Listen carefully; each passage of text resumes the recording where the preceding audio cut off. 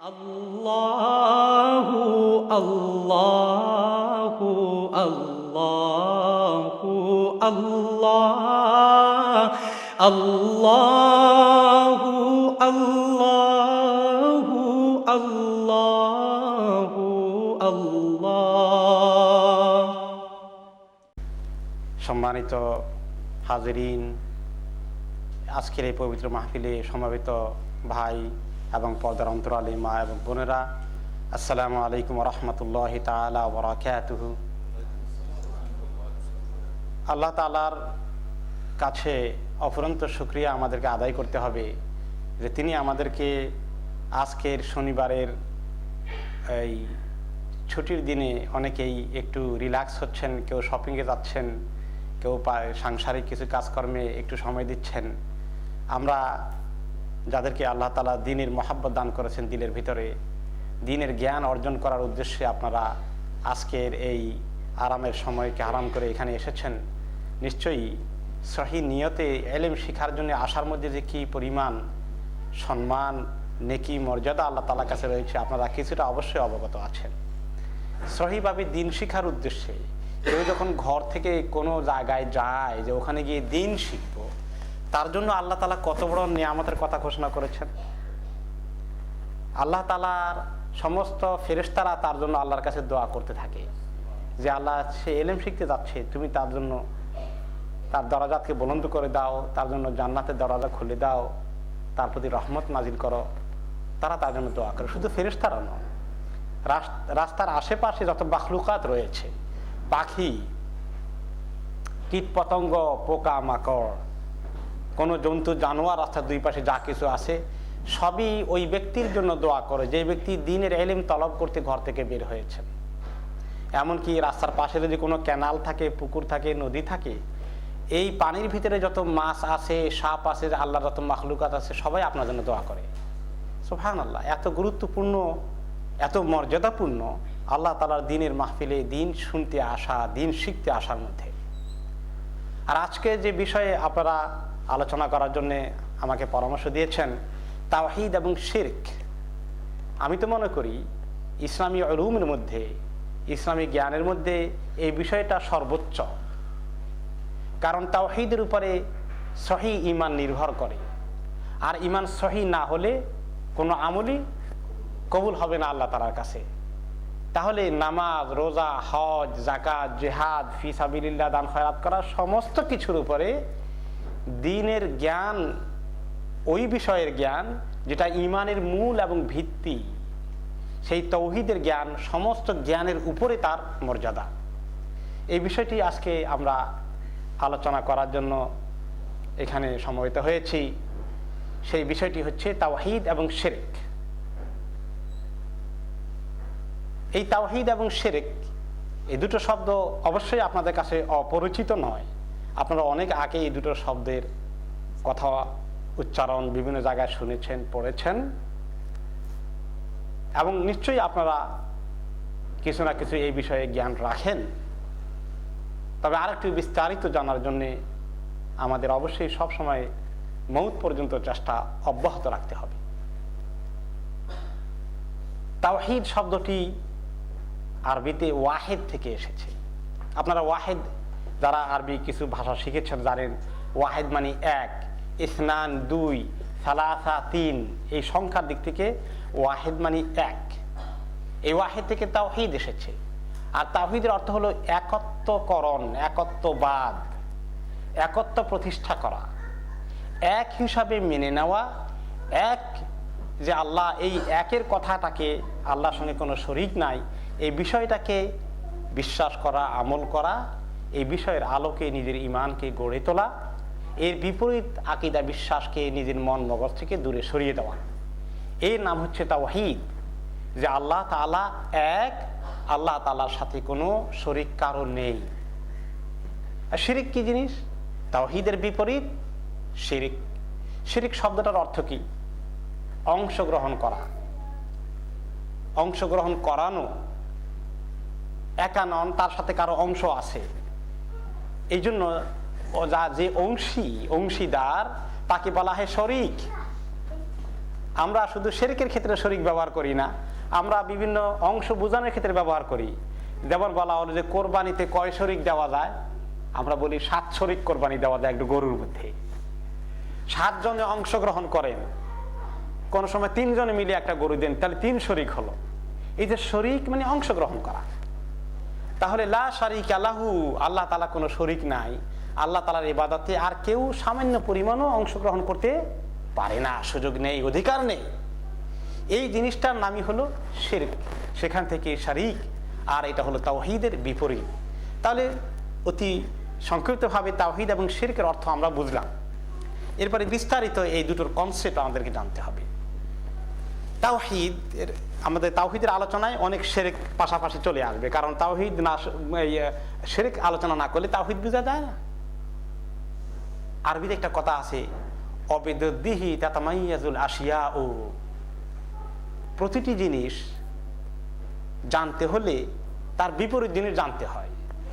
বিপরীত জিনিস জানলে ওই জিনিসটা আরো ক্লিয়ার হয়ে যায়। এই জন্য হযরত ওমর রাদিয়াল্লাহু তাআলা আনহু বলেছেন যে যে ব্যক্তি জাহেলিয়ত জানলো না, সে ইসলাম বুঝতে পারবে না। এই জন্য আল্লাহ তাআলা আমাদেরকে যে কালিমা দিয়েছেন, কালিমাতুত তাইয়্যিবা, সেখানে নফি ইসবাত, লা ইলাহা, কোনো ইলাহ নাই, সবগুলোকে আগে ডিনাই করেছেন।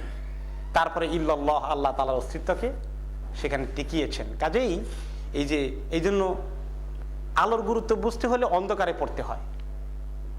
অমাবস্যার রাতে যখন আপনি বের হন, টয়লেটে যেতেও রাতের বেলা ঘুমের থেকে উঠে কিছু দেখেন না, তখন আপনি বুঝেন যে চাঁদের আলোর কত দাম আছে, একটা লাইটের কত দরকার। এই জন্য বিপরীতটা না বুঝলে আসল জিনিসটা বোঝা যায় না। সেই জন্য তাওহীদ এবং শিরক পাশাপাশি আল্লাহ তাআলা কোরআনে পাকে আলোচনা করেছেন। হাদিস শরীফ এই জন্য এইভাবেই এসেছে। এবং এই যে তাওহীদটা, এটা ঈমানের একটা মূল বিষয়। আল্লাহর প্রতি ঈমান, এটা তাওহীদের সঙ্গে ওতপ্রোতভাবে জড়িত। কারো যদি ঈমান থাকে আল্লাহর প্রতি কিন্তু তাওহীদ না থাকে, তাহলে তার ঈমান কুফর এবং শিরকের ভিতরে চলে যাবে। যে ঈমান কুফর এবং শিরকে কিভাবে চলে যায়, আল্লাহর প্রতি ঈমান আছে কিন্তু তাওহীদ নাই, তারপরে সে কাফের হবে অথবা মুশরিক হবে। আমরা একটু পরে তার দলিল, মিসাল, উদাহরণ আমরা বুঝে পাওয়ার চেষ্টা করব। তাহলে আল্লাহর প্রতি ঈমান আছে, শুধু এটাই যথেষ্ট নয়, তাওহীদ আছে কিনা এটাও চেক করতে হবে। এই জন্য আল্লাহ তাআলা কোরআনে পাকে সূরা আল বাকারার 163 নম্বর আয়াতে বলেছেন, ওয়া ইলাহুকুম ইলাহুন ওয়াহিদ, আর তোমাদের ইলাহ হচ্ছেন একক ইলাহ। ইলাহুকুম ইলাহুন ওয়াহিদ, ইলাহ শুধু নয়, তিনি ওয়াহিদ, মাবুদ তিনি এক, অদ্বিতীয়। এটাকে কনফার্ম করতে হবে। লা ইলাহা ইল্লাহু আর রহমানুর রহিম, এরপরে কালেমা তাইয়্যিবা লা ইলাহা ইল্লা পড়ে, সেটা ওই আয়াতে আল্লাহ তাআলা ঢুকিয়ে দিলেন, তিনি ছাড়া কোনো মাবুদ নেই, তিনি হচ্ছেন রহমান এবং রহিম। আল্লাহ তাআলা দুটো সিফাত উল্লেখ করা হলো। ঠিক তেমনি সূরা ইখলাসের মধ্যে আল্লাহ তাআলা বলেছেন কুল হুয়াল্লাহু আহাদ, ওয়াহিদ থেকে এসেছে আগে। আহাদ মানে এমন এক যেটার কোনো দ্বিতীয় নেই। শুধু ওয়াহিদ বললে আবার ইসনান আছে, এরপরে সালাসা গুনতে পারবেন, 1 2 3 4, কিন্তু আহাদ বললে আর ইসনান সালাসা বলার সুযোগ নেই। আহাদ মানে এমন এক ওয়াহিদ যার কোনো দ্বিতীয় কেউ আর নেই, যেখানে 2 3 গণার কোনো সুযোগ নেই। এভাবে নিরঙ্কুশভাবে আল্লাহ তাআলার একত্ববাদকে আল্লাহ তাআলা প্রতিষ্ঠা করেছেন। যেই বিষয়টা কালিমা তাইয়্যিবাতে ফুটে উঠেছে, লা ইলাহা ইল্লাল্লাহু মুহাম্মাদুর রাসূলুল্লাহ, লা ইলাহা, কোনো মাবুদ নাই, কোনো মাবুদকে মেনে নেওয়া যাবে না, ইল্লাল্লাহ, একমাত্র আল্লাহ ছাড়া। তাহলে তাওহীদ ছাড়া ঈমান আল্লাহর কাছে গ্রহণযোগ্য নয়। পৃথিবীর অনেক মানুষ যারা আল্লাহকে বিশ্বাস করা সত্ত্বেও তারা কাফের এবং মুশরিক। হিন্দুরা আল্লাহকে একেবারেই কি বিশ্বাস করে না? কিছু করে। আল্লাহর নাম তারা কি দিয়েছে? আরেকটা দিয়েছে ঈশ্বর। মেইন তারা ঈশ্বর বলতে আল্লাহ তাআলাকেই বোঝায়। তারা ওই রাম, তারপরে কালী, দুর্গা, এগুলা কি বোঝায় না, এগুলো তাদের বিভিন্ন দেবতা আছে, কিন্তু সবার উপরে তারা স্থান দিয়েছে কাকে? ঈশ্বরকে। তো এই যে ঈশ্বর বলতে তারা যে কথাগুলো বলতে চায়, মোটামুটি আমরা আল্লাহকে যা বুঝাইতে চাই তাই, যদিও তারা সেখানে অনেক কিছু বেশ কম তারা করেছে। সেগুলো যেমন তারা বলেছে ঈশ্বর নিরাকার, আর আমাদের অনেক মুসলমানরা না বুঝে বলে ফেলে আল্লাহও নিরাকার। নাউজুবিল্লাহ মিন যালিক, আল্লাহ তাআলার আকার আছে, কাজে আল্লাহ নিরাকার এই কথা মিথ্যা, এটা হিন্দুদের কথা। ঈশ্বর নিরাকারকে তর্জমা করে আল্লাহ নিরাকার বলা হয়েছে। কাজেই তাদের কনসেপ্ট ঈশ্বরের একদম হুবহু আল্লাহর কনসেপ্ট আমাদের নয়। এরপরেও সামান্য কিছু মিল যেটা আছে, সেই যে ঈশ্বরকে তারা যেটা দিয়েছে তাতে বোঝা যায় তারা ওই আল্লাহ তাআলাকেই বুঝাতে চেয়েছে, কিন্তু বুঝাতে গিয়ে কিছু কনফিউজ হয়ে গেছে। তাহলে পৃথিবীর অনেক ধর্ম অবলম্বী লোকেরা আল্লাহকে বিশ্বাস করে। আমরা একটু পরে আরো বিস্তারিত আনবো যে কিভাবে আল্লাহ তাআলাকে বিশ্বাস করে পৃথিবীর বহু জাতিরা, অনেক ধর্মের লোকেরা, এরপরেও তারা কাফের মুশরিক কিভাবে হয়ে যায়। এই তাওহীদটা এবং শিরকটাকে বুঝতে হলে তাওহীদকে আমরা 3 পর্যায়ে বুঝলে সুবিধা হয়। তাওহীদের 3টি দিক রয়েছে। একটি হলো রুবুবিয়াহ, আল্লাহ তাআলা যে রব, এই বিষয়টিকে জানার মধ্যে। আরেকটি দিক হলো আল্লাহ তাআলা যে ইলাহ, মাবুদ, ইবাদত যে করি কার জন্যে, ইবাদতের দিকটাকে সামনে রেখে এটা তাওহীদের আরেকটি সাইড।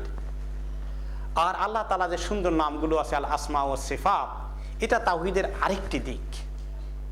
সবগুলো একই তাওহীদের বিভিন্ন পর্যায়ে বোঝার জন্য এইভাবে আলাদা করে আলোচনা করলে সুবিধা হয়। কারণ তাওহীদের কোনো কোনো দিক কাফেররা মেনে নিয়েছে, কিন্তু আরেকটা দিক মানে নাই। কোন কোন দিক কাফেররা মেনে নিয়েছে? তাওহীদুর রুবুবিয়্যাহ, আল্লাহ যে রব, দুনিয়ার অনেক কাফের কথা একমত। শুধু আমরাই বলি না আলহামদুলিল্লাহ রাব্বিল আলামিন, আল্লাহ তাআলা সমস্ত, সে আল্লাহর প্রশংসা যিনি সমস্ত সৃষ্টির রব। এই কথা আমরা সূরা ফাতিহাতে উচ্চারণ করি, অন্যান্য কাফেররা উচ্চারণ করে না ঠিক, কিন্তু তারা এই কথাটাকে অস্বীকার করে না। এই জন্য আপনি যদি খ্রিস্টান, ইহুদি, হিন্দু, তাদের সবাইকে জিজ্ঞাসা করেন তোমাদের সৃষ্টিকর্তা কে, তখন তারা বলবে কে বলেন তো? সৃষ্টিকর্তা যে আল্লাহ বা গড যেটা বুঝায় খ্রিস্টানরা, সবকিছু কিন্তু তারা ওই আল্লাহর দিকেই বলে। ঈসা আলাইহিস সালামকে সৃষ্টির ব্যাপারে তারা বলে না তিনি সৃষ্টি করেছেন, বরং তিনি যে আল্লাহর সৃষ্টি, নাউজুবিল্লাহ, আল্লাহর সন্তান, এগুলো বলে। এক পর্যায়ে আবার ওনাকে বলে যে আল্লাহ এসে ওনার ভিতরে ঢুকছেন, নাউজুবিল্লাহ, এই যে ইত্যাদি কথাবার্তা। যাই হোক, কিন্তু মূল সৃষ্টিকর্তা ঈসা আলাইহিস সালাম, এটা কিন্তু খ্রিস্টানরা বলে না।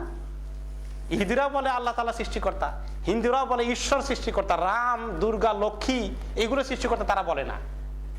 তাহলে আল্লাহকে রব মানতে, সৃষ্টিকর্তা, রবের অবশ্য অনেকগুলো অর্থ আছে, শুধু সৃষ্টিকর্তা নয়। রব অর্থ সৃষ্টিকর্তা, রব অর্থ যিনি জন্ম দেন, যিনি মৃত্যু দান করেন, যিনি রিজিক দেন, যিনি সমস্ত নিয়ামত আমাদেরকে দিয়েছেন, সমস্ত মাখলুকাতকে যিনি পয়দা করেছেন, তাদেরকে যিনি রক্ষণাবেক্ষণ করেন, তাদেরকে যিনি কন্ট্রোল করেন, তাদেরকে যিনি নিয়ন্ত্রণ করেন, সমস্ত এই জাতীয় ক্ষমতাগুলো রুবুবিয়তের সঙ্গে সম্পর্কিত। এই ব্যাপারে কিন্তু মক্কার কাফেররাও একমত ছিল যে আল্লাহ তাআলাই সৃষ্টিকর্তা।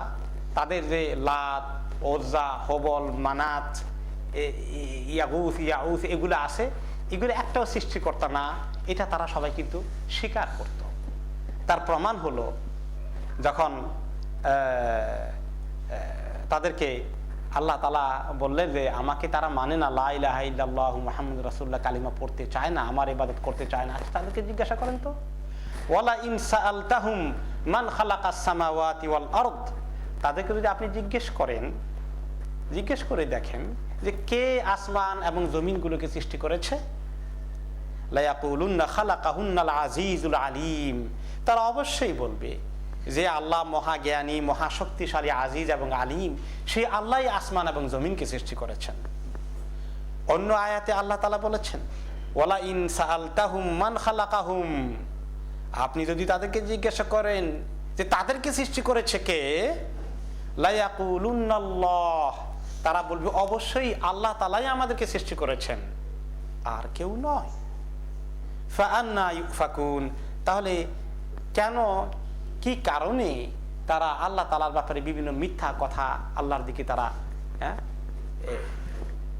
লাগাতে চায়, আল্লাহর সঙ্গে তারা সম্পর্ক করতে চায়, বিভিন্ন মিথ্যা কথার মিথ্যা দাবি তারা নিয়ে আসে।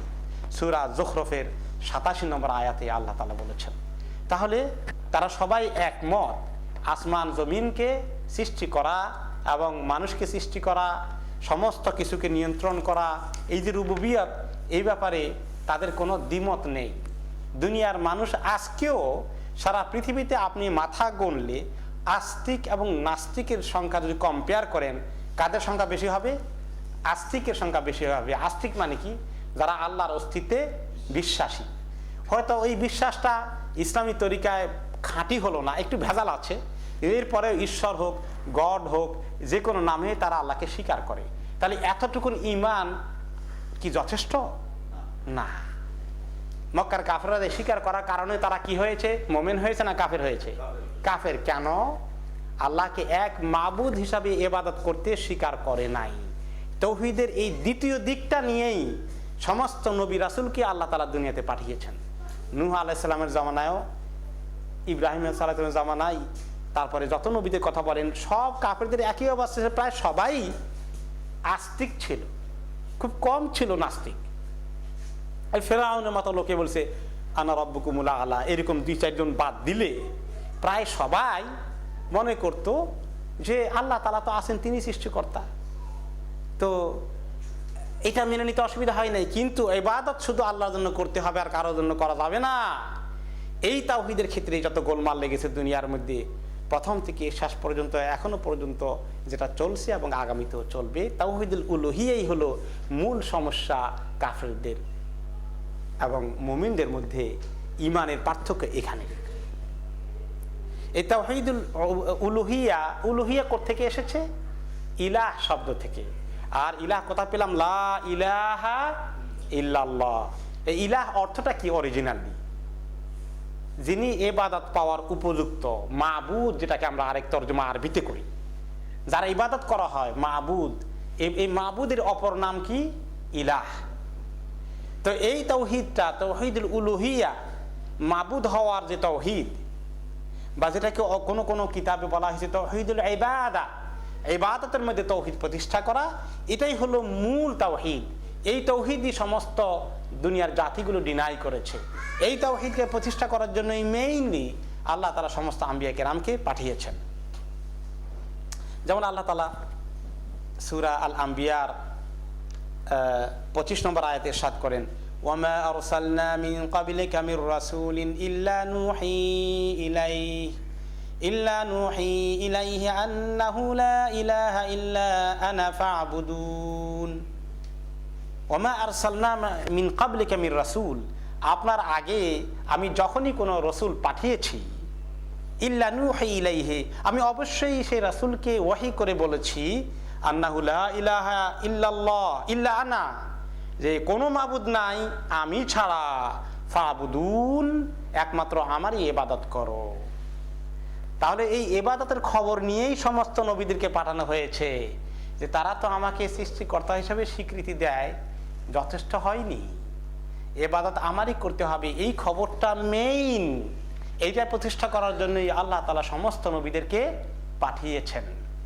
তার পাশাপাশি তাওহীদুর রুবুবিয়তের মধ্যে যে সংশোধন আছে সেটাও করতে হবে, কারণ তাওহীদুল উলুহিয়া ঠিক হয়ে গেলে রুবুবিয়াও অটোমেটিক্যালি ঠিক হয়ে যাবে। এখন এই যে মক্কার কাফেররা বলেছিল যে আল্লাহ ছাড়া কেউ সৃষ্টি করেননি, তাওহীদুল রুবুবিয়ার মধ্যে শুনলেন। এখন তাওহীদুল উলুহিয়ার মধ্যে আসছে আরেকটি আয়াত, যে তখন তারা যখন বললো সায়াকুলুনাল্লাহ, তারা বলবে অবশ্যই আল্লাহ তাআলাই সৃষ্টি করেছেন। এখন আপনি তাদেরকে তাহলে জিজ্ঞেস করেন, তো আল্লাহ তাআলা সৃষ্টি করলে ইবাদত এই সমস্ত মাবুদের জন্য কেন করো? 360টা মূর্তির দরকার কি? এই সমস্ত দেবতা দেবদেবী এদের কেন তাহলে তোমরা পূজা করো, ইবাদত করো? এটার জবাব দাও। তোমরা তো বললা আল্লাহ তাআলা সৃষ্টিকর্তা। এখন এটার জবাবে তারা কি বলল? وقالوا ما نعبدهم إلا ليقربونا إلى الله زلفى وقالوا ما نعبدهم إلا ليقربونا إلى الله زلفى সূরা জুমারের ৩ নম্বর আয়াতে তারা বলে, আল্লাহ তাআলা তাদের কথা বলছেন, আর তারা বলে যে এই মাবুদগুলোকে তো আমরা শুধুমাত্র এই জন্যই পূজা করি, ইবাদত করি যে তারা আল্লাহ তাআলার কাছাকাছি করে দেবে আমাদেরকে, তারা মাধ্যম হিসাবে ভূমিকা পালন করবে। আমরা তো বুঝি না গুনাহগার মানুষ, কোথায় আমরা কোথায় আল্লাহ, সরাসরি আল্লাহকে কথা বলা, ডাকা, দোয়া করা, এত ডাইরেক্ট সম্পর্ক তো সম্ভব না। এদের মাধ্যমে আমাদেরকে যেতে হবে, এই জন্য আমাদের এতগুলো মূর্তির দরকার। এখন এগুলো কারা? এই যে মূর্তিগুলো, এই যে লাত, মানাত, উজ্জা, নাসর, ইয়াগুস, হুবল, এগুলো কে? ইবনে আব্বাস রাদিয়াল্লাহু তাআলা আনহু স্পষ্টভাবে বলেছেন, রাসূলুল্লাহ সাল্লাল্লাহু আলাইহি ওয়াসাল্লাম থেকে শোনার কারণেই বলেছেন, এই সবগুলো কিন্তু আসলে অরিজিনালি এই যে ভূত আর মূর্তি বলতে আমরা যেটা বুঝাই, এর জিন ভূত, এগুলো কিছু না। এগুলো সব নেককার লোক ছিল। নূহ আলাইহিস সালামের জামানা নেককার লোক এগুলো ছিল। হযরত নূহ আলাইহিস সালাম ইন্তেকাল করার পরে পরবর্তী পর্যায়ে তাদের ছেলে পেলেদের, নাতি নাতিদের কাছে এসে শয়তান বলল, আহা, তোমার দাদা এত নেককার লোক ছিল, তোমরা সবাই সব ভুলে গেলে তাকে। হ্যাঁ, কি করলা? নেককার লোককে এভাবে ভুলে যাইতে নাই। তাদের যেখানে কবর আছে সেখানে এরকম করে একটা মাজার টাজার বানাও। এরপরে বললো যে মাজার তো বানালা ঠিকই, লোকটা কেমন ছিল, চেহারাটা তো তোমরা দেখছো, তোমাদের পরে তোমাদের ছেলেমেয়েরা তো দেখবে না, একটা মূর্তি বানিয়ে ফেলো, একটা ছবি বানিয়ে ফেলো। পাথর খোদাই করে ছবি বানিয়ে সেখানে রেখে দিয়েছে। এরপরে তখনও তারা ইবাদত করে নাই। পরবর্তী বংশধর এসে বললো যে ওদেরকে এইভাবে সকালে বিকালে কোনো দিকে যাওয়ার সময় কুর্নিশ করে যেতে হবে, আস্তে আস্তে করে ডেভেলপ করে। অনেকে আমাদের দেশে বলে যে আমি কোনো কাজ করি না, আমার আবার কবর জিয়ারত না করে। কবর জিয়ারত একটা ভালো কাজ, কিন্তু কোনো কাজ করা যাবে না আবার কবর জিয়ারত না করে। এটা কোনটা? আপনার কাজ করার জন্য কবর জিয়ারত করবেন? কবর জিয়ারত করবেন ওনার, আল্লাহ তাআলা যেন ওনাকে কবরের মধ্যে শান্তি দেয়। এই কনসেপ্ট গুলো কিভাবে আসে দেখছেন? এরপরে বললো যে কুর্নিশ করলে হবে না, সালাম করলে হবে না। এখন আসলে এদের যে কি ক্ষমতা আছে তোমরা জানো না, তোমাদের ভালো মন্দ অনেক কিছু এদের উসিলায় হবে। এইভাবে আস্তে আস্তে আস্তে আস্তে তাদেরকে মাধ্যম বানিয়ে, মাধ্যম থেকে অটোমেটিক্যালি তারা মাবুদে পরিণত হয়ে গেল পর্যায়ক্রমে, ওয়ান জেনারেশন আফটার অ্যানাদার। এইভাবে ডেভেলপ করেছে শিরকটা। এই জন্য ইমাম ইবনে কাসির রহমতুল্লাহ আলী তাফসীর ইবনে কাসিরে এবং আল বিদায়া ওয়ান নিহায়াতে এই সমস্ত ঘটনাগুলো বিস্তারিত বলেছেন যে কিভাবে কাফেরদের মধ্যে এইভাবে মূর্তি পূজার প্রচলন হয়। তারা একসময় তাওহীদবাদী ছিল। তাহলে এদের মেইন কনসেপ্ট, এরা আসল মাবুদ নয়, তারা বুঝে লিইয়ুকাররিবুনা ইলাল্লাহি যুলফা, এরা মাধ্যম, আল্লাহর কাছাকাছি হতে আমাদেরকে সাহায্য করে, আমাদের পক্ষ থেকে আল্লাহর কাছে দোয়া করবে, ওদেরকে আমরা খুশি করি, ওদের জন্য নজর নিয়ে আসবে। এটাকে এবার আমাদের সঙ্গে মিলান যে অমুক মাজারের এত ক্ষমতা আছে, ওইখানে বাতি জ্বালাই দিলে, ওখানে সিন্নি দিলে, ওনার উসিলায়, ওনার মাধ্যমে আল্লাহ তাআলা আমাদের উপকার করবেন, বিপদ আপদ দূর করবেন। মিলে কিনা দেখেন কাফেরদের আকীদার সঙ্গে। এইভাবে করে শিরক সকল জামানায় প্রত্যেক নবীর উম্মতের কাছেই চলে এসেছে। এখন এই জন্য তারা মেইনলি এই সমস্ত মাবুদকে রাখতো যে বিভিন্ন হাজাতের জন্য দোয়া করতে হবে। এটা ছিল মেইন ইবাদতের উদ্দেশ্য তাদের, এই সমস্ত মাবুদের। এই যে নামাজ পড়তে হবে 5 ওয়াক্ত, তারপরে আমরা হজ করি, এগুলা তারা অনেক কিছুই এই ফর্মে করতো না। মেইনলি করতো কি, বিভিন্ন বিপদ আপদে তাদের কাছে দোয়া করা, বিভিন্ন বিপদ আপদে তাদের কাছে দোয়া করা, এটা ছিল মেইন ইবাদত। আর এই যে দোয়া করতো, এই দোয়াটা আসলে দোয়াটা কি? হাদিসে দোয়ার কথা বলেছেন, আদ-দুআউ হুয়াল ইবাদাহ, আদ-দুআউ হুয়াল ইবাদাহ। দোয়া মানে হলো ইবাদত করা, এটাই আসল ইবাদত। দোয়া শব্দের অর্থ কি? আমরা দোয়া করি, তো আমরা তো জানি, দোয়া তো চিনি ছোটকাল থেকে দোয়া করি। দোয়া শব্দের অর্থ কি কোনোদিন জিজ্ঞাসা করেছি? দোয়া মানে দা, আরবিতে ফেল মাদি, ডাকে, ডাকা, ডাকা, ডাকা কি? কাকে ডাকা? মাবুদকে ডাকা, যে মাবুদ আমি বিপদে পড়েছি, তোমার কাছে সাহায্য চাই, ইয়া আল্লাহ, ইয়া আরহামার রাহিমিন। আল্লাহকে ডেকে আমরা দোয়া করি, ঠিক কিনা? তাহলে দোয়ার অরিজিনাল অর্থ হলো ডাকা। আর ডাকা তো দুই রকম আছে, আমরা মানুষকে ডাকি আব্দুল করিম এদিকে আসো, এটা একটা ডাক দেওয়া। আর আল্লাহ ইয়া আরহামার রাহিমিন, আল্লাহুম্মা আগিসনি, আল্লাহুম্মা আনজিল আলাইয়া রাহমাতাক, এই যে আল্লাহর কাছে দোয়া করে আল্লাহকে ডেকে বলি, এই ডাকা সাধারণ ডাকা নয়, এই ডাকা ইস্তিগাসা, আল্লাহর কাছে সাহায্য চাওয়া, আল্লাহর কাছে হাজত পেশ করা, আল্লাহর কাছে মুসিবত থেকে উদ্ধার পাওয়ার জন্য আল্লাহর কাছে দরখাস্ত দেওয়া, এই ডাকাটাই হচ্ছে আসল দোয়া। যত দোয়া আমাদের কাছে রব্বানা আতিনা আছে, রব্বানা যালামনা আছে, হাদিসের দোয়া, কোরআনের দোয়া, সবগুলো রব্বানা বলে কাকে ডাকা হয়? আল্লাহ তাআলাকে ডাকা হয়। রব্বানা, হে আমাদের রব, আমাদেরকে এই বিপদ থেকে উদ্ধার করেন। তাহলে কাফেররা মেইনলি তারা যে ইবাদত করতো, তাদের ইবাদতের একটা বিরাট অংশ ছিল কি? দোয়া, ডাকা, যে এই মাবুদ, আমার ছেলেটা অসুস্থ হয়ে গেছে, তাকে ভালো করে দাও, আমার এই বিপদ এসে গেছে, আমাকে উদ্ধার করো, আমি মুসিবতে পড়ে গেছি, আমাকে সাহায্য করো, এই দোয়াটা তারা করত। এই দোয়া করার ব্যাপারে আল্লাহ তাআলা বলেন, ওমাইয়াদু মাআল্লাহি ইলাহান আখার, যে ব্যক্তি আল্লাহর সঙ্গে আরো কাউকে ডাকে, দোয়ার মধ্যে শরীক করে, লা বুরহানা লাহু বিহি, এই শিরক যে করলো তার কোনো দলিল আল্লাহর কাছে তার পক্ষ থেকে আল্লাহর পক্ষ থেকে তার কাছে আসেনি। ফাইন্নামা হিসাবুহু ইনদা রাব্বি, আল্লাহ তার হিসাব, তার রবের কাছে তার হিসাব আছে, লিখে রাখছেন। কেন সে আল্লাহর সঙ্গে অন্য কাউকে ডাকলো, শরীক করলো? ইন্নাহু লা ইফলিহুল কাফিরুন, কাফেররা কোনোদিন কামিয়াব হবে না। এই যে দোয়া করলো, এই দোয়ার কারণে কাফের হয়ে গেল। ওয়ামান আযাল্লু মিম্মান ইয়াদউ মিন দুনিল্লাহ, সূরা আল আহকাফের 5 নম্বর আয়াতে আল্লাহ তাআলা বলেন, ওই ব্যক্তির চেয়ে গোমরাহ কে আছে যে ব্যক্তি আল্লাহ ছাড়া অন্য কাউকে ডাকে, অন্য কারো কাছে সাহায্য চায়, দোয়া করে।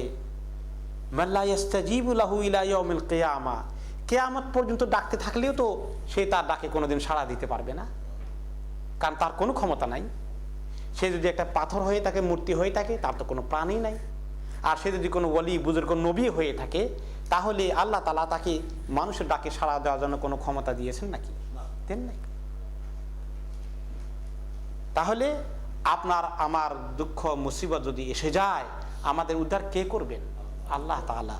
আল্লাহ তাআলা সূরা আল আনামের 17 নম্বর আয়াতে বলেন, ওয়া ইয়ামসাসকাল্লাহু বিদুররিন ফালা কাশিফা লাহু ইল্লা হু, তোমাকে যদি কোনো কষ্ট পেয়ে বসে, কোনো মুসিবত যদি তোমার উপরে নাজিল হয়ে যায়, ফালা কাশিফা লাহু ইল্লা হু, এই মুসিবত দূর করার আর কেউ নাই তিনি ছাড়া।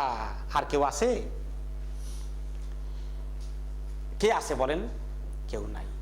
আল্লাহর পরে যিনি আমরা দুনিয়ার মধ্যে যাকে সবচেয়ে সম্মানিত মনে করি, তিনি কে? সমস্ত নবীদের সরদার সাইয়্যিদুল কাউনাইন রাসূলুনা মুহাম্মদ সাল্লাল্লাহু আলাইহি ওয়াসাল্লাম। ওনার কাছে কি আপনার আমার মুসিবত করার কোনো ক্ষমতা আছে? আছে নাকি?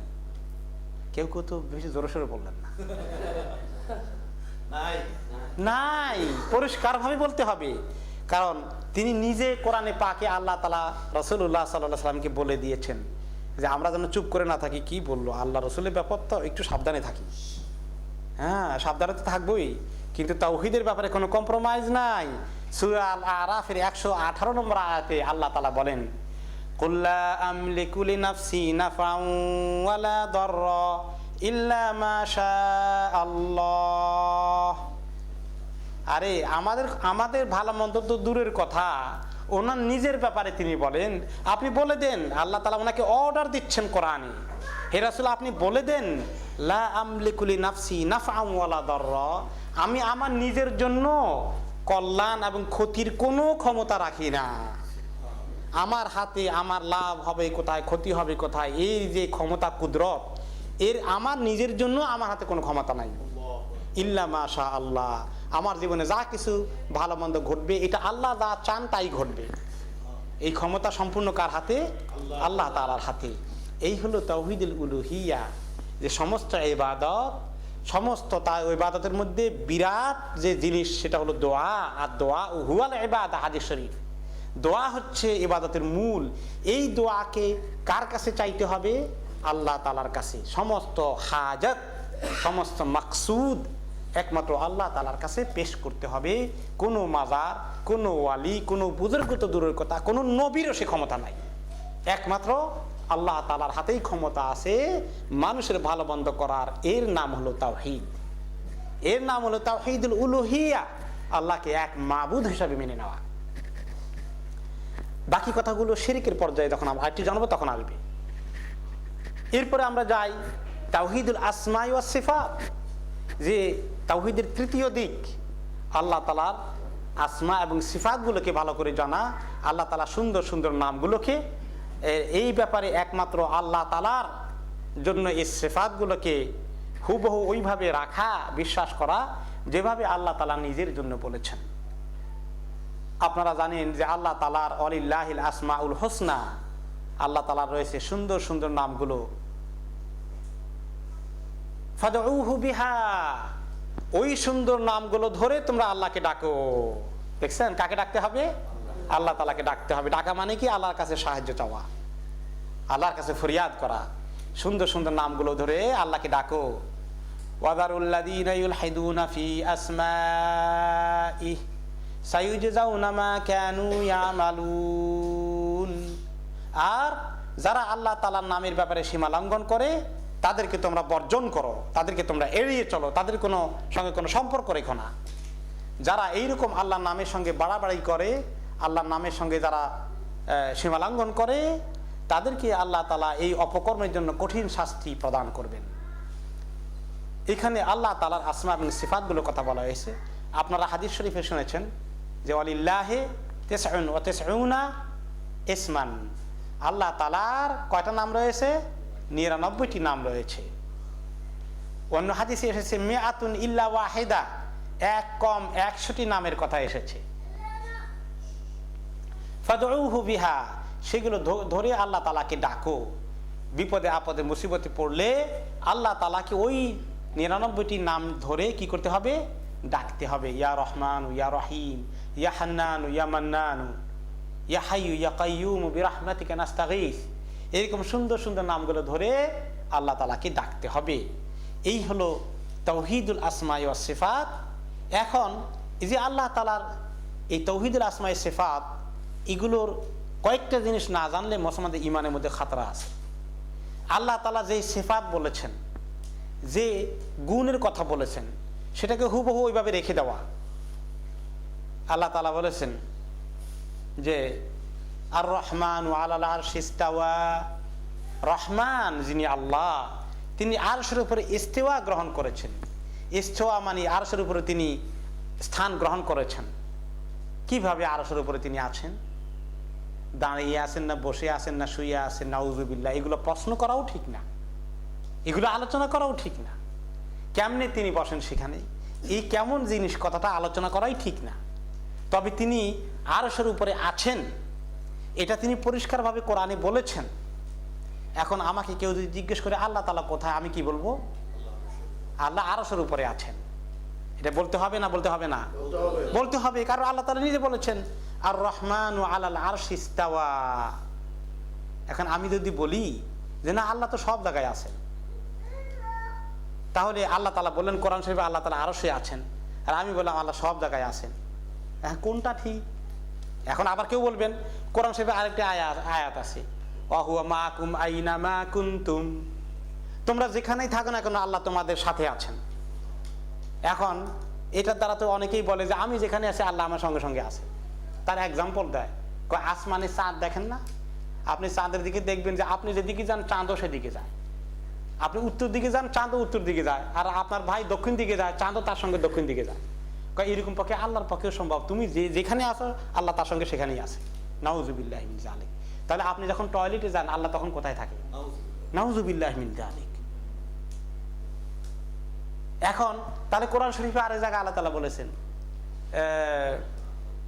আকরাবু মিন হাবলিল ওয়ারিদ, যে আল্লাহ তাআলা তোমাদের এই যে শাহ রগ আছে এই রগের থেকে আরো কাছে আছেন। আমার রগটা কোথায়? ঘাড়ের ভিতরে। তো আল্লাহ তাআলা এর কাছে মানে আল্লাহ আমার ঘাড়ের ভিতরে ঢুকে আছেন। নাউজুবিল্লাহি মিন যালিক। এরকম কথা আল্লাহর জন্য মানায়? তাহলে আল্লাহ তাআলা আমার সাথে আছেন সব জায়গায়, এর অর্থ কি? ইন্নাল্লাহা মা'আস সাবিরিন, এর অর্থ বুঝেন, আল্লাহ তাআলা ধৈর্যশীলদের সঙ্গে আছেন। এর অর্থ কি? ধৈর্যশীলদেরকে আল্লাহ তাআলা পছন্দ করেন, আল্লাহ তাআলা ধৈর্যশীলদেরকে সাহায্য করেন, তাদের পক্ষে আছেন। যারা ধৈর্য ধরেন না তাদের পক্ষে আল্লাহ তাআলা নাই। এখন ওয়াহুয়া মা'আকুম আইনামা কুনতুম, তোমরা যেখানে আছো আল্লাহ তোমাদের সেখানে আছেন, তোমাদের সাথে আছেন। সেখানে নয়, তোমাদের সাথে আছেন। এর সাথে মানে হলো যে আল্লাহ আমাকে দেখেন, আমি কি করি কেউ দেখে না, রাতের অন্ধকারে আল্লাহ তাআলা দেখেন। আল্লাহ, আমি কি বলি আল্লাহ তাআলা, কেউ না শুনলেও আল্লাহ তাআলা শুনেন। এমনকি না বললেও আমার অন্তরে কি আছে, ওয়াহুয়া আলিমুম বিযাতিস সুদূর, অন্তরের খবরটাও আল্লাহ তাআলা আছে। এখানে কি আছে আমি এখনো বলি নাই, আমার পাশে এতগুলো লোক আছে, একটা লোকও জানলো না আমার অন্তরে কি আছে, কিন্তু আল্লাহ তাআলা জানেন। এই মা'কুম, তিনি ইলম দিয়ে, কুদরত দিয়ে, ক্ষমতা দিয়ে তিনি আমাদের সাথে আছেন। আমরা ওনার নিয়ন্ত্রণের বাইরে যাওয়ার কোনো সুযোগ নেই। এইটার অর্থ হলো ওয়াহুয়া মা'কুম আইনামা কুনতুম। এরপরে তুমি যদি মুমিন হও, তোমরা যে কোনো কাজে থাকো, যে কোনো ব্যাপারে থাকো, সব সময় আল্লাহ তাআলাকে তোমাদের পাশে পাবা। আরে আল্লাহর সঙ্গে দুনিয়ার কোনো মিসাল তো তুলনা হয় না, কিন্তু মাঝে মধ্যে কোনো তুলনা একটু বুঝতে হয়। যেমন কোনো দেশের কোনো নেতা যদি বলে যে ভাই সব আপনারা এই কাজ করেন, আমি আপনাদের পাশে আছি, তো নেতা সাহেব কি আপনাদের প্রত্যেকের বাড়িতে ঘরে থাকে নাকি? নাউযুবিল্লাহি মিন যালিক। না, যদিও লাইসা কামিসলিহি শাই, আল্লাহ তাআলার কোনো এক্সাম্পল হয় না। আসলে আল্লাহর মতো দেওয়ার মতো কোনো এক্সাম্পল নাই। তবুও তো মাঝে মাঝে কোরআন শরীফে আল্লাহ তাআলা কিছু এক্সাম্পল দিয়েছেন, কারণ মানুষের বুঝতে হবে আমাদের জ্ঞান তো সীমিত, এই জন্য মাঝে মাঝে কিছু এক্সাম্পল লাগে। তবে আসল কথা হলো লাইসা কামিসলিহি শাই, আল্লাহ তাআলার মতো কিছুই হয় না। এই জন্য আল্লাহ তাআলা শুনেন, আল্লাহ তাআলা জানেন, আল্লাহ তাআলা দেখেন, এগুলো কোনোটাই আমাদের মতো নয়। এই জন্য আল্লাহ তাআলা প্রত্যেকটি সিফাতকে আল্লাহ তাআলার সঙ্গে কামা ইয়ালিকু বিজালালিহি, আল্লাহ তাআলার কুদরতের সঙ্গে যতটুকু অ্যাপ্রোপ্রিয়েট ওই রকম করে শুনেন। আল্লাহ শুনেন, আমিও শুনি, দোনো শোনা কি একরকম না? আল্লাহ দেখেন, আপনিও দেখেন, দোনোজনের দেখা কি একরকম না? লাইসা কামিসলিহি শাই, ওনার মতো কোনো সৃষ্টি নাই, ওনার কোনো সাদৃশ্য নাই, ওনার কোনো মিসাল নাই। ওয়াহুয়াস সামিউল বাসির, তিনি যে শুনেন, তিনি যে দেখেন, এই দেখা আর এই শোনা সৃষ্টির দেখা শোনার মতো নয়। এই জন্য আল্লাহ তাআলার এই সমস্ত সিফাতকে ব্যাখ্যা অপব্যাখ্যায় দেওয়ার দরকার নাই। ইমাম মালিক রাহমাতুল্লাহ আলাইহি জিজ্ঞেস করা হয়েছিল, আচ্ছা আল ইস্তিওয়া, আল্লাহ তাআলা যে আরশের উপরে আছেন, কেমনে আছেন একটু বলবেন? কেমনে থাকেন তিনি সেখানে? থাকাটার রূপ কেমন, ধরন কেমন? ইমাম মালিক রাহমাতুল্লাহ আলাইহি যে এক্সাম্পল দিলেন, আহলে সুন্নাত ওয়াল জামাতের সেই আকীদা, কিয়ামত পর্যন্ত সমস্ত ইমামরা সেই আকীদা একমত হয়েছেন। সেটা কি? যে আল ইস্তিওয়া মালুম, ইস্তিওয়া আল্লাহ তাআলা ওখানে স্থান গ্রহণ করেছেন। সেটা, এই কথাটা শাব্দিক অর্থ কি ডিকশনারিতে এটা সবাই বুঝে, যে কোনো আরব ইস্তিওয়া অর্থ কি বুঝে, আল্লাহ সেখানে আসেন এই কথার অর্থ কি সাধারণ অর্থ সবাই এটাকে সাধারণভাবে বুঝে।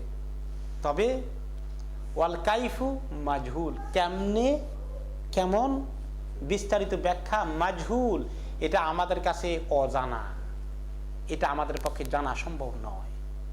ওয়াসুআলু ওয়াল ঈমানু বিহি ওয়াজিব, এই বিষয়ে ঈমান আনা ওয়াজিব, যে আল্লাহ আরশে আছেন এই ব্যাপারে কোনো দ্বিমত পোষণ করার সুযোগ নেই, এটাকে ঈমান আনতে হবে, এটা ওয়াজিব। আর ওয়াসুআলু আনহু বিদআহ, আর এই ব্যাপারে বিস্তারিত ব্যাখ্যা জানতে চাওয়াটা বিদআত। তোমার আকীদার মধ্যে বিদআত সৃষ্টি হবে, খবরদার বিস্তারিত আলোচনা করতে যেও না, প্রশ্ন করতে যেও না, ব্যাখ্যা করতে যেও না। আল্লাহ আরশে আছেন, দ্যাটস এনাফ। এই হলো এই আসমা এবং সিফাতের ব্যাপারে আল্লাহ তাআলা সম্পর্কে ঈমান রাখা। এই বিষয় আছে যে আল্লাহর যে সমস্ত এই ৯৯টা নাম আছে, এর যে সিফাতগুলো আছে, আল্লাহর যে গুণ, যে পরিমাণ আছে, এই পরিমাণের সমপরিমাণ এই ওই সিফাতগুলো এনে কোনো অন্য কারো কাছে একটু লাগাই দেওয়া যাবে?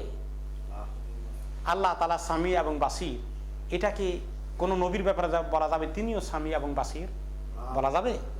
তার নাম হবে শিরক। আলিমুল গায়বি ওয়াশ শাহাদা, সূরা হাশরে তিনি হাজির নাজির গায়েব জানেন। কে জানেন? আলিমুল গায়ব, কার কথা বলা হয়েছে এখানে? আল্লাহ তাআলা। এখন যারা বলে যে আল্লাহর কোন নবী তিনিও আলিমুল গায়ব, তিনিও হাজির নাজির সব জানেন, তিনিও গায়েব জানেন, এর নাম কি? শিরক।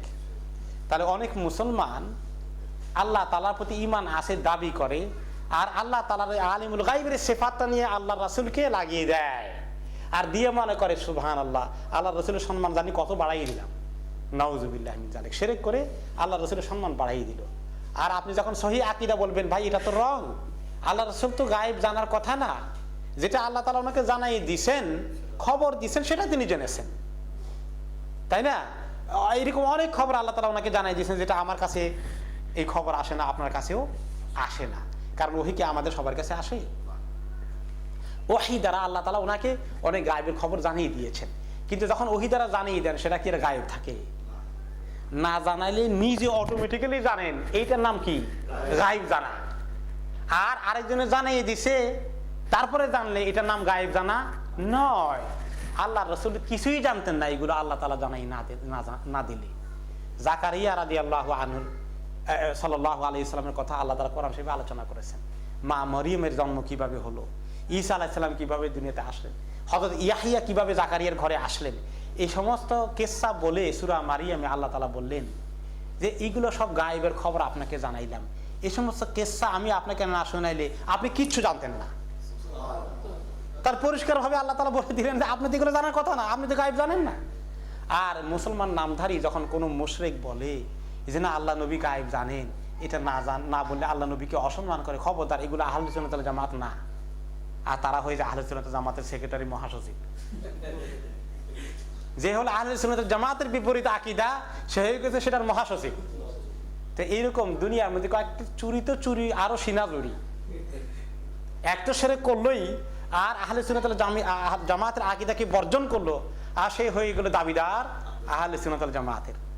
হায় হায় হায়, চুরি, তার উপরে সিনা চুরি, মিথ্যা আর শিরক আর গুনাহ কাকে বলে?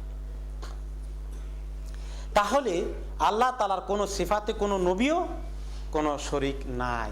এই যে নবী করিম সাল্লাল্লাহু আলাইহি সাল্লাম যে গায়েব জানেন না, কোরআন শরীফের অন্তত 10-20 আয়াত আপনি উল্টে উল্টে পাবেন। সবগুলো বলা তো সময় নাই। আল্লাহ তাআলা এক আয়াতে বলেছেন, সূরা আরাফের 188 নম্বর আয়াত, সূরা আল আরাফ, ওয়ালাউ কুনতু আলামুল গায়বা লাস্তাকসারতু মিনাল খাইর। আমি যদি গায়েব জানতাম, আল্লাহ রাসূল বলেন, আল্লাহ তাআলা ওনার ভাষায় কোরআনে বলছেন যে আমি যদি গায়েব জানতাম, লাস্তাকসারতু মিনাল খাইর, তাহলে ভালো কল্যাণ ফায়দা কোথায় আছে সবগুলো আমি খুঁজে খুঁজে বাইর করতাম, নিজে নিয়ে নিতাম, কোনো যুদ্ধে আমি ঠকতাম না। যে যুদ্ধে ঠকবো সে যুদ্ধে চাইতামই না। তাহলে দেখেন আমার জীবনে কোনো অসুবিধা হতো না, জীবনে কিছু হারাই যাইতো না। মা আয়েশার ইফকের ঘটনা, কতদিন ওহী নাজিল হয় নাই, আল্লাহ রাসূল কষ্টে, দিলটা এত কষ্ট যাচ্ছে যে মা আয়েশার ব্যাপারে তহমত দিল। এটা আল্লাহ তাআলা কেন ক্লিয়ারিফাই নাজিল করে কিছু, তিনি মা আয়েশাকে জিজ্ঞাসা করেন তুমি কোনো গুনাহ করছো, করলে আল্লাহর কাছে তওবা করো, আল্লাহ মাফ করে দিবেন। তিনি নিজেও জানেন না, ওখানে উনি তো গায়েব জানেন না। তাহলে এই ইফকের মুসিবতও ওনার জিন্দেগিতে এতগুলো কষ্ট দিত না, মা আয়েশা এত কষ্ট পেতেন না। তাহলে অন্য আয়াতে আল্লাহ তাআলা বলেন, সূরা হুদের 31 নম্বর আয়াতে, ওয়ালা আকুলু লাকুম ইনদি খাযাইনুল্লাহ ওয়ালা আ'লামুল গায়ব। হে মানুষ, আমি তোমাদেরকে কখনো বলি না যে আল্লাহর যত খাজানা আছে, আল্লাহর যত দেওয়ার জিনিসপত্র আছে, এগুলোর মালিকানা আমার হাতে আছে, আমার হাতে চাবি আছে আল্লাহর কাছ থেকে দেওয়ার জন্য, এগুলো আমি কখনোই বলি না। ওয়ালা আ'লামুল গায়ব, গায়বের কিছুই আমি জানি না। সূরা হুদের 132 নম্বর আয়াতে আল্লাহ তাআলা বলেন, ওয়ালিল্লাহি গায়বুস সামাওয়াতি ওয়াল আরদ ওয়া ইলাইহি ইয়ারজাউল আমরু কুল্লুহু। একমাত্র আল্লাহর কাছেই আসমান জমিনের গায়বের খবর আছে। সুবহানাল্লাহ। সমস্ত কাজকর্ম ব্যাপারগুলো আল্লাহ তাআলার কাছেই ফেরত যাবে। তাহলে এই যে আসমা এবং সিফাতের প্রতি তাওহীদ, এই তাওহীদ দুনিয়ার সমস্ত মুসলমানদের কাছে কি আছে? নাই। যারা বিশ্বাস করে আলিমুল গায়বি ওয়াস শাহাদা, আল্লাহ রাসূলও গায়েব জানেন, তাদের কাছে এই আসমা সিফাতের ব্যাপারে আল্লাহর সঙ্গে তারা শরীক করে ফেলেছে। তাহলে মক্কার কাফেররা আল্লাহর রব হিসাবে আল্লাহকে মেনে নিয়েছে, সৃষ্টিকর্তা হিসাবে মেনে নিয়েছে, তারা মুমিন হতে পারে নাই, কারণ আল্লাহর ইবাদত করে নাই। তাহলে দুনিয়ার মধ্যে এখন যে সমস্ত মুসলমান বলে দাবি করে, নাম মুসলমান নাম হিসাবে নিজেদেরকে পরিচয় দেয়, তারা যখন আসমা এবং সিফাতের আল্লাহর সঙ্গে অন্য কোনো নবীকে শরীক করে ফেলে, তারাও তখন আর ইমানদার থাকতে পারে না। তখন ইমানের মধ্যে কি ঢুকে যায়? শিরক ঢুকে যায়। এখন তাহলে আমাদেরকে এই শিরকটাকে শিখতে হবে, বুঝতে হবে, কারণ শিরক না বুঝলে তাওহীদ বুঝে আসবে না। শিরক আমরা শুনেছি যে অংশগ্রহণ করা বা করানো, আল্লাহর সঙ্গে কাউকে শরীক করা, আল্লাহর বরাবর করে আল্লাহর সঙ্গে পার্টনার, আল্লাহর অংশীদার হিসাবে মেনে নেওয়া। এই শিরকটা কিন্তু দুই প্রকারে আসে, শিরক আকবার আর শিরক আসগার। শিরক আকবার মানে কি? বড় শিরকগুলো। আর শিরক আসগার মানে হলো ছোটখাটো শিরকগুলো। বড় শিরকগুলোর উদাহরণ হলো যে আল্লাহ তাআলার সঙ্গে ইবাদতে শরীক করা, যেটা হিন্দুরা করে, যেটা খ্রিস্টানরা করে, আল্লাহর সঙ্গে ঈসা আলাইহিস সালামকে শরীক করে। হিন্দুরা বিভিন্ন মাবুদকে বানিয়ে নিয়েছে, তাদের কাছে তারা পূজা করে। এই যে পূজা মানে আসলে ইবাদত, তারা আল্লাহর সঙ্গে শরীক করলো, অন্য কোনো মাবুদকে বানিয়ে নিল। এরপরে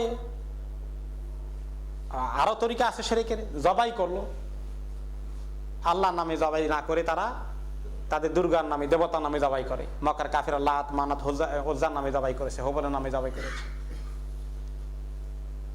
পৃথিবীর বহু দেশে মাজারে গিয়ে মাজারের যিনি শুয়ে আছেন তার নামে জবাই করা হয়। বহু জানোয়ার সেখানে জবাই করা হয় ওরসের সময়। কোন কোন জায়গায় আল্লাহর নাম বিসমিল্লাহ আল্লাহু আকবার বলেও তারপরে ওই বুজুর্গের নাম উচ্চারণ করে ওনারও নাম বলা হয়। তাহলে এই জবাই করাটা হালাল হয়ে যায় কখন? যখন একমাত্র বিসমিল্লাহ আল্লাহর নামে জবাই করা হয়। তাহলে জবাই করাটাও কিন্তু ইবাদত হয়। ইবাদতের নিয়ত যখন জবাই করে, আমরা যখন কোরবানি করি আল্লাহ তাআলার নামে বিসমিল্লাহ, যদিও মানুষের পক্ষ থেকে কোরবানি করি, আল্লাহর উদ্দেশ্যে করি। উদ্দেশ্য কার? আল্লাহ।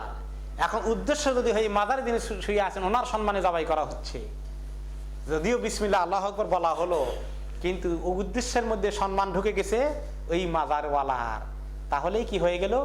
শিরক হয়ে গেল। বিসমিল্লাহ আল্লাহু আকবার বললে কি হবে? তার ভিতরে আরেকটাকে ঢুকিয়ে দিয়েছেন আপনি। এই কারণেই এই জবাই করা মাজারের কাছে নাজায়েজ এবং এটার নাম শিরক। ঠিক তেমনি ইস্তিগাসা, দোয়া করা, বিপদ আপদে মুসিবতে পড়লে আল্লাহ তাআলার কাছে সাহায্য চাইতে হবে। একটু আগে শুনলেন বিপদে পড়লে তিনি ছাড়া রক্ষা করার কেউ নাই, কিন্তু বিপদে পড়লে শাহজালালের মাজারে দিতে হবে, চট্টগ্রামে আমানত শাহের মাজারে দিতে হবে, ঢাকায় মিরপুরে হাইকোর্টের মাজারে সিন্নি দিতে হবে, মোমবাতি দিতে হবে, হালুয়া রুটি সেখানে বিতরণ করতে হবে, সেখানে কিছু পয়সা ঢালা, সেখানে জিয়ারতের জন্য এই যে নিয়ত করা, এই যে মানত করা, এই সব কিছু কিসের জন্য? শিরকের মধ্যে পড়ে গেল। বিপদের সঙ্গে এগুলাকে যেই আপনি মিলালেন সেই কি হয়ে গেল? শিরক হয়ে গেল। খাজা বাবার দরবারে জিয়ারতের জন্য মানত করা, তাহলে এইগুলো সবগুলো শিরক আকবার, এগুলো শিরক আসগর নয়, এগুলো ছোট শিরক নয়, এগুলো সবগুলো কি? বড় শিরক। এই জন্য কেউ যদি এইরকম ভাবে কোনো শিরক করে তাহলে আল্লাহ তাআলা তাদেরকে এই দোয়ার ব্যাপারে বলেছেন যে মান মাতা ওয়া হুয়া ইয়াদউ মিন দুনিল্লাহ নিদ্দান দাখালান নার। যেই ব্যক্তি, বুখারী শরীফের হাদিস, যেই ব্যক্তি আল্লাহ তাআলার সঙ্গে অন্য কাউকে দোয়ার মধ্যে শরীক করলো, এই অবস্থায় যদি সে মারা যায় তওবা না করে, ফাহুয়া ফিন্নার দাখালান নার, সেই ব্যক্তি জাহান্নামে চলে যাবে। এবং এই কথার পরিপূর্ণ দলিল হচ্ছে কোরআনে পাকের আয়াত। এই হাদিসটির দলিল হচ্ছে কোরআনে পাকের আয়াত। আল্লাহ তাআলা সূরা আন-নিসার 116 নম্বর আয়াতে বলেছেন। সূরা নিসার 116 নম্বর আয়াতে আল্লাহ তাআলা ইরশাদ করেন, ইন্নাল্লাহা লা ইয়াগফিরু আন ইউশরাকা বিহি ওয়া ইয়াগফিরু দুনা যালিকা লিমান ইয়াশা। আল্লাহ তাআলা, আল্লাহর সঙ্গে কেউ যদি শিরক করে সেই গুনাহকে আল্লাহ তাআলা তওবা না করলে কখনো ক্ষমা করবেন না। তওবা না করে মারা গেলে অবশ্যই মুশরিক হিসাবে মারা যাবে। ওয়া ইয়াগফিরু মা দুনা যালিকা লিমান ইয়াশা। অবশ্যই এই শিরকের গুনাহ ছাড়া অন্য যে কোনো গুনাহ আল্লাহ চাইলে যার জন্য যতটুকু খুশি মর্জি আল্লাহ তাআলা তিনি মাফ করতে পারেন। ওয়া মান ইউশরিক বিল্লাহি ফাকাদ দাল্লা দালালান বাঈদা। যে ব্যক্তি আল্লাহর সঙ্গে শিরক করে সেই ব্যক্তি বড় ধরনের গোমরাহিতে নিপতিত হয়ে গেল। এর চেয়ে আর কোনো গোমরাহি বিভ্রান্তি, এর চেয়ে বড় কোনো বিভ্রান্তি আর নাই। অন্য আয়াতে আল্লাহ তাআলা ইরশাদ করেন, সূরা আল মাইদার ৭২ নম্বর আয়াতে আল্লাহ তাআলা ইরশাদ করেন, ইন্নাহু মান ইউশরিক বিল্লাহি ফাকাদ হাররামাল্লাহু আলাইহিল জান্নাহ ওয়া মাওয়াহুন নার ওয়া মা লিয-যালিমিনা মিন আনসার। যে ব্যক্তি আল্লাহর সঙ্গে শিরক করে, আল্লাহ তাআলা জান্নাত তার জন্য হারাম করে দিলেন, আর তার ঠিকানা হচ্ছে জাহান্নাম। আর এই জাহান্নামে যে কি কঠিন শাস্তি পাবে জালিমরা, তখন তাদেরকে জাহান্নাম থেকে উদ্ধার করার জন্য কোনো সাহায্যকারী তারা পাবে না। যারা শিরক করে আবার কিছু নেক আমলও করে, মাজারেও যায়, হজও করলো, হ্যাঁ, ওলির আল্লাহর কাছে সমস্ত ক্ষমতা আছে এটা বিশ্বাস করে, রোজাও রাখে, এদের আমলের ব্যাপারে আল্লাহ তাআলা বলেন তাদের যত নামাজ পড়েছে, যত রোজা রেখেছে, যত জাকাত দিয়েছে, যত হজ করেছে, উমরা করেছে, যত দান খায়রাত করেছে, সমস্ত বেকার চলে গেছে। ফাকাদ হাবিতা আমালু, তার সমস্ত আমল বরবাদ হয়ে গেছে। লাইন আশরাকতা লাইয়াহবাতান্না আমালুকা ওয়ালা তাকুনান্না মিনাল খাসিরিন। তুমি যদি আল্লাহর সঙ্গে শিরক করো, তোমার সমস্ত আমল বরবাদ হয়ে যাবে, বেকার হয়ে যাবে, তুমি অবশ্যই ক্ষতিগ্রস্ত হবে। ওয়াকাদিমনা ইলা মা আমিলু মিন আমালিন ফাজআলনাহু হাবাআম মানসুরা।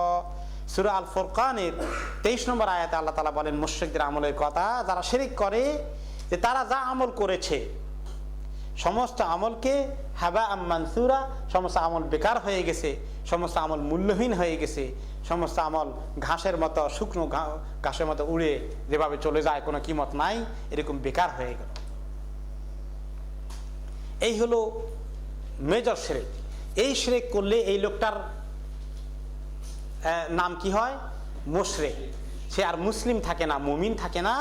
সে যদিও বলে আমি কি করে, আমি আল্লাহকে বিশ্বাস করি, আমি, সে যদি দেখেন আপনি নামাজ পড়ে, আপনি যদি দেখেন সে কোরবানি করে, সে হজ করে, সে রোজা রাখে, তারপরে মরে গেলে সবাই জানাজা পড়ে তাকে মুসলমানের কবরস্থানে দাফন করে আসলাম, কিন্তু এইরকম কোন শিরক করলে তার পরিচয় আল্লাহ তাআলার কাছে কি?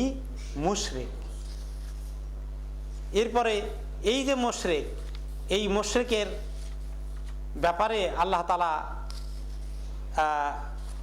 যেটা বলেছেন যে অধিকাংশ লোক পৃথিবীতে এই শিরকের ভিত্তিতেই ঈমান রাখে। যেমন দুনিয়ার মধ্যে অধিকাংশ লোক আস্তিক, একটু আগে আমরা বলেছিলাম, কিন্তু এই আস্তিক হওয়া সত্ত্বেও অধিকাংশ লোক কি? কাফের এবং মুশরিক। এখন আসেন মুসলমানদের কথা, যারাই আল্লাহর উপর ঈমান আনে। সূরা ইউসুফের 106 নম্বর আয়াতে আল্লাহ তাআলা বলেন, ওয়ামা ইউমিনু আকসারুহুম বিল্লাহ ইল্লা ওয়া হুম মুশরিকুন। তাদের অর্থাৎ পৃথিবীর দুনিয়াবাসীর অধিকাংশ লোক আল্লাহর উপরে ঈমান তো আনে ঠিকই, কিন্তু কোন হালাতে ঈমান আনে? যে ঈমানও আনে, তারা শিরকও করে। ঈমান আনে অথচ তারা মুশরিক।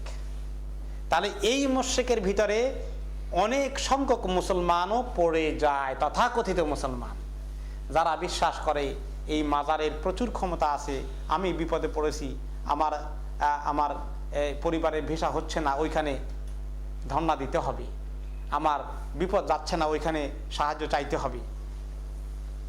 তাহলে আমরা এই শিরকগুলো দেখি অনেক মুসলমানের দ্বারা হয়।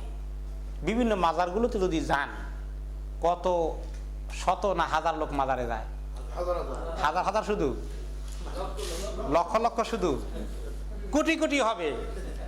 আপনি আজমিরে যান, আপনি দিল্লিতে কি নামে আরেকটা আছে, আরেকটা নিজামুদ্দিনতে যান, আপনি মিশরে আছে, সুদানে আছে, সিরিয়াতে আছে, ইরাকে আছে, এমনকি আবু হানিফা রহমতুল্লাহ মাজারে যান, আব্দুল কাদের জিলানীর মাজারে যান, দেখবেন কিয়ামত হচ্ছে সেখানে।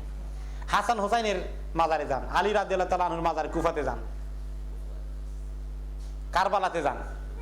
এই সমস্ত শিয়াদের ভিতরে আর এই সমস্ত তথাকথিত বিদআতপন্থী সুন্নিদের ভিতরে এই সমস্ত শিরকে ভর্তি। তাহলে অধিকাংশ লোক ঈমান আনে শিরকের ভিত্তিতে, অধিকাংশ লোক ঈমানদার হয়ে দাবি করার পরেও তারা মুশরিক।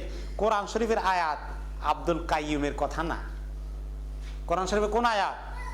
সূরা ইউসুফের 106 নম্বর আয়াত চোখ দিয়ে খুলে পড়ে দেখুন, যারা এগুলাকে এই বিদআতের বিরুদ্ধে কথা বললে মনে করেন যে তারা ওহাবি হয়ে গেছে, এদের কথা শুনবেন না। আর আহলে সুন্নাত ওয়াল জামাত হতে গেলে দাঁত সে বিদআত করতে হবে, শিরক করতে হবে, তাহলে পাকাপোক্ত আহলে সুন্নাত ওয়াল জামাত হয়ে গেলেন। নাউযুবিল্লাহি মিন যালিক। এই হলো বড় শিরক। এরপরে ছোট শিরক আছে। আমি ছোট শিরকের ব্যাপারে রাস্তা একটু টাচ করব। ছোট শিরক হলো, এগুলাও কিন্তু ছোট শিরক মানে সগীরা গুনাহ না। শিরক ছোট কিন্তু গুনাহ কবিরা। যেমন রিয়া, রিয়াকে এটা শিরক কেন বলা হয়েছে? আল্লাহও খুশি হবেন, মানুষও একটু প্রশংসা করবে, তা আল্লাহর সঙ্গে মানুষকে শরীক করা হয়েছে। যদি আল্লাহকে মাবুদ মনে করেছেন, মানুষকে মাবুদ মনে করেন নাই, কিন্তু একটু খুশি করতে চেয়েছেন, এইটাও শিরক হয়ে গেল। এটা আপনাকে ইসলাম থেকে বাইর করে দেবে না। ছোট শিরক আর বড় শিরকের পার্থক্য কি? বড় শিরক হয়ে গেলে কাফির মুশরিক হয়ে যায়, আর ছোট শিরক করলে কি হয়? কবিরা গুনাহ হয়, কিন্তু স্টিল মুমিন থাকে, স্টিল মুসলমান থাকে, কিন্তু কবিরা গুনাহ হয়ে গেছে, আল্লাহর কাছে তওবা করতে হবে, নতুন বড় বিপদ আছে। তাহলে এই হলো একটা, রিয়া হলো সগীরা গুনাহ, সগীরা গুনাহ না, কবিরা গুনাহ কিন্তু ছোট শিরক। আর কেউ যদি বললো মাশা আল্লাহ ওয়া শি'তা, আপনি যা চান আর আল্লাহ যা চান তাই হবে। যেমন রাসূলুল্লাহ সাল্লাল্লাহু আলাইহি ওয়াসাল্লামের কাছে এক ব্যক্তি, তিনি সাহাবী ছিলেন, এসে বললেন যে মাশা আল্লাহ ওয়া শি'তা, আল্লাহ রাসূল, আল্লাহ যা চান আর আপনি যা চান তাই হবে। তিনি বললেন যে নাউযুবিল্লাহ। ফাকাল নবী সাল্লাল্লাহু আলাইহি ওয়াসাল্লাম আজআলতানি লিল্লাহি আদলান বাল মাশা আল্লাহু ওয়াহদাহু, তুমি আমাকে আল্লাহ সমান করে ফেললা, বরঞ্চ আমি যা চাই তা না, আল্লাহ যা চান সেটাই হবে। শুধু আল্লাহ ছাড়া অন্য কারো নামে কসম করা, বাপ মায়ের নামে কসম খাইলাম, নাউযুবিল্লাহি মিন যালিক, এরকম বলে না আমাদের দেশে? বলে আল্লাহর নামে কসমের জায়গায় বিদ্যার নামে কসম করে বলি। তোমার বাচ্চার নামে কসম করে বলো, বাচ্চা মাথায় হাত দিয়ে বলো, আল্লাহর নামে কসম করে বলা, এই সমস্ত কসমগুলো কি? এটাও শিরক, কিন্তু শিরকুন আসগার, এই কারণে কাফির মুশরিক হয়ে যাবে না, তবে কবিরা গুনাহ হয়ে গেছে, আল্লাহর কাছে তওবা করতে হবে, কখনো এই কাজ করা যাবে না। কারণ হাদিস আছে, মান হালাফা বিগাইরিল্লাহি ফাকাদ কাফারা আও আশরাকা, তিরমিজি শরীফের হাদিস, যে ব্যক্তি আল্লাহ তাআলার সঙ্গে বা আল্লাহ ছাড়া অন্য কারো নামে কসম করে, সেই ব্যক্তি কুফরি করে অথবা শিরক করে। পরিষ্কার হাদিস, এটা আমাদের কারো ফতুয়া না, রাসূলুল্লাহ সাল্লাল্লাহু আলাইহি ওয়াসাল্লামের হাদিস। এরপরে আমি আপনাদেরকে আরো দুই একটা শিরকের দিকে নিতে চাই। যেমন এক হাদিসে এসেছে যে ইন্নার রুকিয়া ওয়াত তামাইমা ওয়াত তাওয়ালাতা শিরক, যে বিভিন্ন মন্ত্র পড়ে ঝাড়ফুঁক করা আর বিভিন্ন রকমের তাবিজ তুমার লটকানো, আর এগুলা ছাড়া কিছুর ছাল, কিছুর খাল, হ্যাঁ, এগুলা বিভিন্ন জিনিস, ওইটার গোড়া, ওইটার আগা, ওইটার মাথা, এগুলা শরীরে লটকায় না বিভিন্ন জিনিস, হ্যাঁ, এই লটকানি কাজ করা, এটাও শিরক। এটা হাদিস, এটা আমার ফতুয়া নাকি? কার ফতুয়া? রাসূলুল্লাহ সাল্লাল্লাহু আলাইহি ওয়াসাল্লামের ফতুয়া। কোন এই ফতুয়া কোথায় আছে? আবু দাউদ শরীফের হাদিস। তিনি বলছেন ইন্নার রুকিয়া আও ইন্নার রিকা ওয়াত তামাইমা ওয়াত তাওয়ালাতা শিরক, মন্ত্র দিয়ে ঝাড়ফুঁক করা আর তাবিজ তুমার লটকানো আর অন্য কোনো কিছুর সালমাল যেগুলো এগুলো লটকায়, এগুলো লটকানো শিরক। আব্দুল্লাহ ইবনে মাসউদ রাদিয়াল্লাহু তাআলা আনহু ওনার বিবিকে দেখলেন, জাইনাব, ওনার বিবির নাম ছিল জাইনাব রাদিয়াল্লাহু আনহা, ওনার গলায় দেখলেন একটা সুতা। তিনি জিজ্ঞাসা করলেন যে সুতাটা কি? বিবির গলায় যখন সুতা দেখলেন, তখন বিবি বললেন কাদ রুকিয়া লাহা ফিহি মিন আজলি মারাদিন ফি আইনিহা, ওনার চোখে একটু সমস্যা হচ্ছিল, চোখে ডিস্টার্ব হচ্ছিল।